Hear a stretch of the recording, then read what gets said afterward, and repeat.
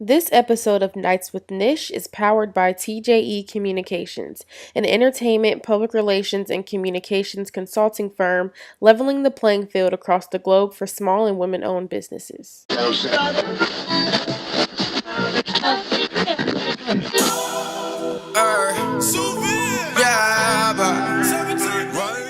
Hey everybody, thanks for tuning in to another episode of Nights with Nish. I'm sitting here with Miss Tiffany Campbell, and we're talking about her book today. So you kind of want to tell us, maybe let's start with who you are, where you're from, and how you got started with writing. Okay. Well, my name is Tiffany Campbell. I'm from Columbus, Ohio, born and raised. I've been writing since I was like 8, 9 years old. Just has always been a passion of mine. I met an author really young, and when I met him, I just always said that I wanted to do it. I won a writing contest. Oh, cool. So when I won it, we were able to meet the author, and I told him, like, I'm going to do this one day. Like, I'm going to publish a book just like you. And he kind of blew me off, but in my little 8-year-old heart, like, I just knew, like, one day I was going to do it. So I was finally able to publish my first book, Scared of Beautiful. Yeah. Which I didn't want to read it all the way through because I felt like I would give it away. But even just like the manuscript that I got from Shanique, like the first couple lines, I don't want to tell too much, but she's like at a psychiatrist, and I'm just like, that's the opening. Oh my god. Yeah. So let's just get right into that. Okay. What was your inspiration with this book? My inspiration with the book was kind of like, I was inspired from my own life. Like, I had gone through my own deal of heartbreak and breakups, and I felt like everyone had gone through it. So it was kind of just to inspire me, and then hopefully others just to love again, just to try things again, not even just with love, but just letting go of their past, and to, so nothing would prevent them from moving forward and progressing and experiencing the beauty that awaits them. So I know that a lot of us deal with that, just with the fear, of really just, getting out of our comfort zones and exploring life and experiencing all that it has to offer. So I really just wanted to write that, in this book and place it in a story that's relatable, that everyone can relate to. It's told from a male and female perspective. So guys can read it, women can read it, and they'll all enjoy it just the same. Yeah. So you mentioned that you kind of pulled from your own feelings of personal situations. Was it hard to sit down and just write the book? Is there any truth to any of the stories in the book? Oh my God, so a lot of people would like to know ask me that. So many people, not necessarily like to my personal story, but of course, like when anybody writes, you share pieces of yourself. So it's not like a best man, like you can tell, okay, this is this person, this is that person, because it was more of an escape for me, so when I'm escaping from my reality, I don't put my reality in my story because I want people to get lost in it just as I'm getting lost in it. So initially it was kind of difficult, but overall, like it was more cleansing and healing than anything else. That's great. So what does your writing process look like? Do you kind of just sit down and just go at it? Do you set aside some time, or does it kind of just happen? My writing process, it just really happens. Like, I'm just someone that is truly inspired. Once I have that idea, once I have that story just all in my head, like, I just want to find that way to just put it, on paper or on the computer, basically. So I don't really have just like, okay, let me lay this out. This is going to happen. This is going to happen. I'm more of a free writer. I just have the characters in mind, the beginning and the end. And that's pretty much like where I start, and I just try to find a way to build the story to get me to the end. Did you find any challenges when looking for a publisher company? It was a lot of challenges. I actually published Scared of Beautiful the first time around in 2014, and I self-published. So I really did like everything on my own, found my own editor, found my own person to do the cover, found like a little online company to push it through. And it was challenging just to even do that. And I just found like so many errors, that were coming out of it. But I came across a local author. Her name is Danae Carter. And she was letting me know that her publishing company was, a good route to go. So I linked up with Kennerly Presents to publish Scared of Beautiful. Okay, cool. So in that process, because I actually have a friend, shout out to Chris, he is currently writing a book. So what advice would you have for young authors who are just starting out writing their first book? What advice I have for them is to finish it first. Yeah. Just me being a writer, I understand how hard it is to start a project and to finish it. And just to not get discouraged. You know, I understand, like, when you put your writing out there, it's vulnerable. You know, it's your baby. Like, I call Scared of Beautiful my baby so much because I was just so afraid, you know, just to have people read my work and for it to be out there to be judged and critiqued. So my biggest thing is just to finish it, get it done, and just to take it, you know, don't take it like by storm. Take your time. You know, the first time I published Scared of Beautiful, I didn't take my time. I was just in a rush to just put something out there. But I wish I would have taken my time, you know, and don't think that, you know, self-publishing is a bad way to go. You know, I'm considering self-publishing for my second book just because I really did enjoy that process, and I've learned so much just from publishing on my own and then publishing with a company, and I see the benefits and then, you know, the things that are not so great about it. So I would definitely recommend that if you want to get it out there and just to get that work out there, to definitely self-publish. It's not a bad way to go. Yeah. So you mentioned that you're considering self-publishing for your next book. Yes. Do we know when that's going to happen? You have an idea? Like, my dream is to have it out in the fall, you know, before winter, before the end of the year, especially. I'm working on getting it's edited now. So really I just have to go through like the cover process and everything like that. But my second book, it's just so amazing because I learned so much as a writer. Yeah. And it's like, it's so opposite from what Scared of Beautiful was. And I just hope that, you know, it really changes and inspires, you know, lives. Like, that's what I really want. I had like a goal, a purpose in mind for this book, you know, to really just change, like, impact lives. So I'm really excited for that, and I'm hoping before the end of the year. That's my goal. Okay. So, but if not, definitely early winter for sure. Early next year for sure. Is it kind of a similar format to this one where it kind of goes between? No, this one is actually broken up into chapters. Okay. So, but it's still, like, you still kind of see other different points of view, but it's more like third person. It's not. It's just one first person and then third person, a little bit switched. So, yeah, it's broken up into chapters. I loved how I did Scared of Beautiful, though, because I feel like you really got a good sense of who both of the characters were and just their mindset and, you know, where they stood, like, with the same exact situation. Okay. So I thought it was really interesting and cool to play that out. Yeah. So, growing up or just even right now, do you have some favorite authors or favorite books that you often go back to? James Patterson is probably like my top. He's like the top in the author game. Yeah, growing up, classic. Yeah, classic.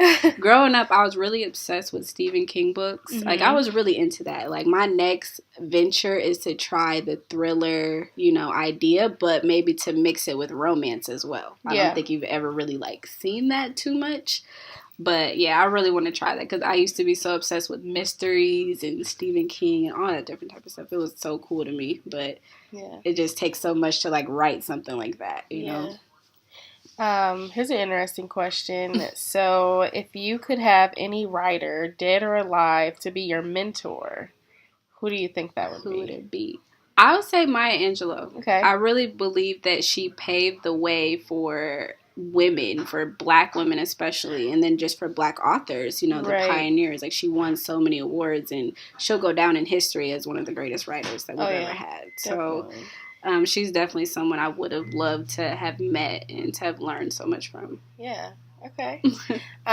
So kind of going back to your book, because I definitely really want to focus on that. Is there a key message that you would say you want people to pull from Scared of Beautiful? Definitely. I want people to really pull just forgiveness. Okay. You know, I think that's a big thing that holds us back from moving forward. It's just forgiving and accepting your past and understanding that things happen for a reason and that it's good to just let go. You know, I think people want to hold on to that hurt and they want to hold on to that pain, you know, that keeps them bound. And it's just not healthy, you know. So that's the biggest thing that I want people just to just let go of anything that's holding them back. And I think that's the main center message of Scared of Beautiful. Yeah.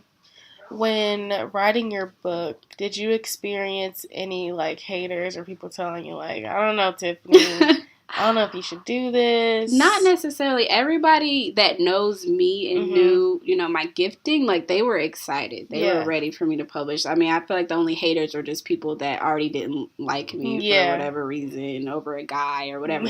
That's like the people like, oh, I heard about her little book, you know, and stuff like that. But other than that, I really haven't, like, surprisingly, I haven't received any negative feedback. Like, most people are proud and excited, and I think the people that do have negative comments, they don't say anything to me. So yeah.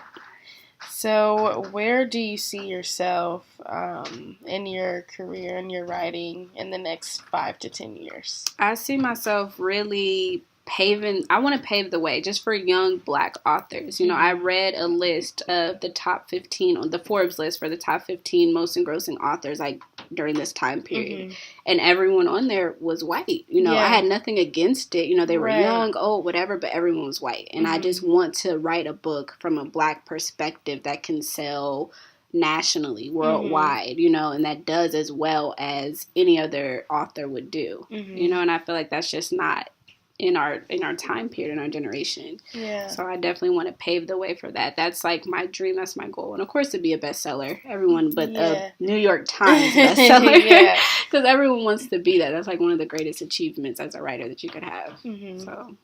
So do you think that, because I mean, that is true from, you know, the big ones where their books turn into movies and things like that. Do you think that is an issue with the industry, or do you think just our community doesn't really value? Yeah, okay. I really think, but at the same, I don't know, it's a mixture. I think it's the consumers, you know, the audience that we appeal to typically.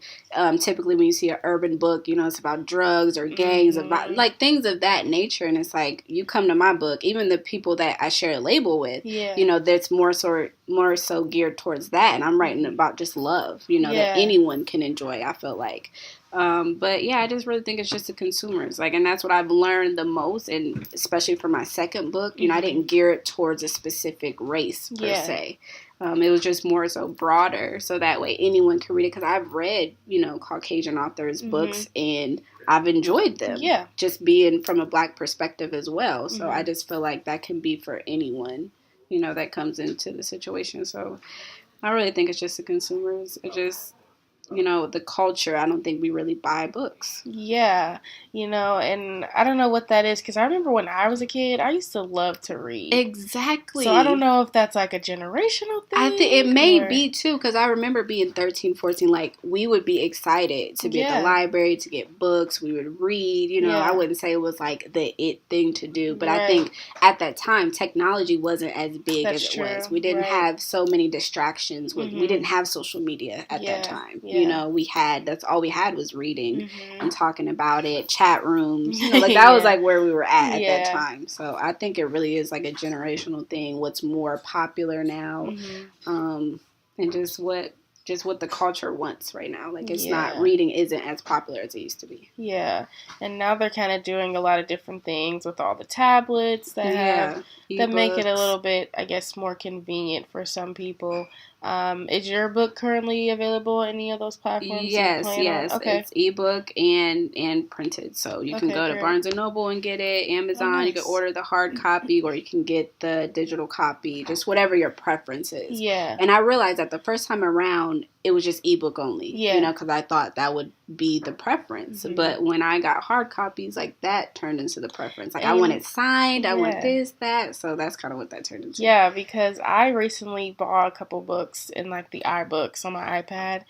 And I just, for some reason, it's just not the same. It's not the same. Because it's not like cuddling like, I want to turn the page. Cuddling up with and hold the book and putting your little place mark in it. Like, I understand completely. So I that was like a huge eye opener. And I couldn't do book signings or anything because it was only digital. Yeah. So it's having it paperback and with my label, that was one thing that they did expose me to. Was just being able to do that and to have printed copies of my books. So. Yeah.